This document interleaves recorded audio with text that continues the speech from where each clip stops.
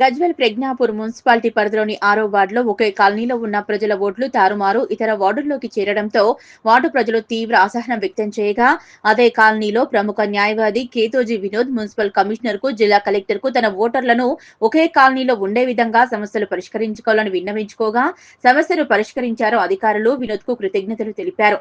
సిద్దిపేట జిల్లా గజ్వేల్ పట్టణంలో ఆయన మీడియా సమావేశంలో మాట్లాడారు.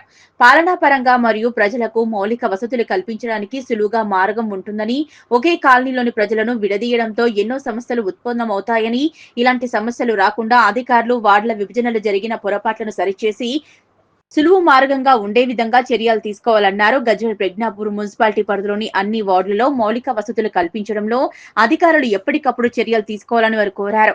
రాబోయే మున్సిపల్ ఎన్నికల్లో 6వ వార్డు నుంచి స్వతంత్ర అభ్యర్థిగా పోటీ చేయనున్న కాతోజీ వినోద్ తెలిపారు. ప్రజల సమస్యల కోసం పోరాడే యువకుడైన తన శక్తివంతనకు లేకుండా మద్దతు ఇచ్చి 6వ వార్డు కౌన్సిలర్ గా గెలిపించాలని వార్డు ప్రజలను కోరారు. ఈ కార్యక్రమంలో హనుమంతు, నవీన్, ప్రభుదాస్, శివ, సంతోష్, నరేష్, సుమీర్, కాలనీవాసులు పాల్గొన్నారు. ముందుగా అందరికీ శుభ సాయంత్రం. మరి ఈరోజు మున్సిపల్ పరిధిలో జరుగుతున్నటువంటి ఎలక్షన్ల కోసం ఏదైతే 3 తారీఖు నాడు మేము ఇచ్చినటువంటి అప్లికేషన్ను మున్సిపల్ కమిషనర్ గారు మరియు అధికారులు పరిశీలించి మున్సిపల్ పరిధిలో ఉన్నటువంటి 6వ వార్డు పరిధిలో ఉన్నటువంటి ఆఫీసర్స్ కాలనీ మరియు శివాలయం కాలనీను ఒకే వార్డు 6వ వార్డు పరిధిలో ఉంచడం జరిగిందని చెప్పేసి మాకు నిన్నటి రోజున వారు ఇచ్చినటువంటి అప్లికేషన్కు సమాధానాన్ని ఇవ్వడం జరిగింది. దీని సందర్భంగా మున్సిపల్ అధికారులకు మరియు కమిషనర్ గారికి ప్రత్యేకంగా మేము ధన్యవాదాలు తెలియజేస్తున్నాం.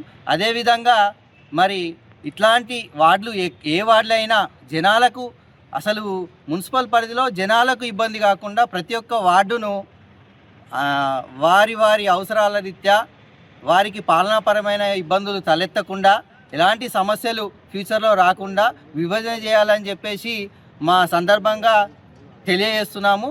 అదేవిధంగా ఈ విజయం అనేది మా ఒక్కరిదే కాదు, మా కాలనీ వాసులందరూ దీనికి సపోర్ట్ చేశారు. ఎందుకంటే గతంలో 16-17 వార్డులో ఉన్నప్పుడు కొంతమంది చాలా ఇబ్బందులు పడ్డారు ప్రజలు.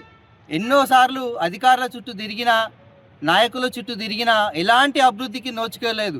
కాబట్టి ఇప్పటికైనా ఆఫీసర్స్ కాలనీని మరియు శివాలయం కాలనీని ఒకే వార్డు పరిధిలో ఉంచినందుకు మేము మరొకసారి ఈ కమిషనర్ గారికి, అధికారులకు కృతజ్ఞతలు తెలియజేస్తున్నాను. అదేవిధంగా ఈ సందర్భంగా తెలియజేసేది ఏంటంటే 6వ వార్డు పరిధిలో మరి ఈసారి నేను కేతోజీ వినోద్ అయినటువంటి నేను ఇండిపెండెంట్గా బరిలోకి దిగుతున్నానని చెప్పేసి ఈ సందర్భంగా తెలియజేస్తూ, అదేవిధంగా వార్డు ప్రజలందరూ సమస్యలను అర్థం చేసుకునే యువకునైనటువంటి నన్ను గెలిపించవలసిందిగా ఈ సందర్భంగా మిమ్మల్ని కోరుచున్నాను. Thank you.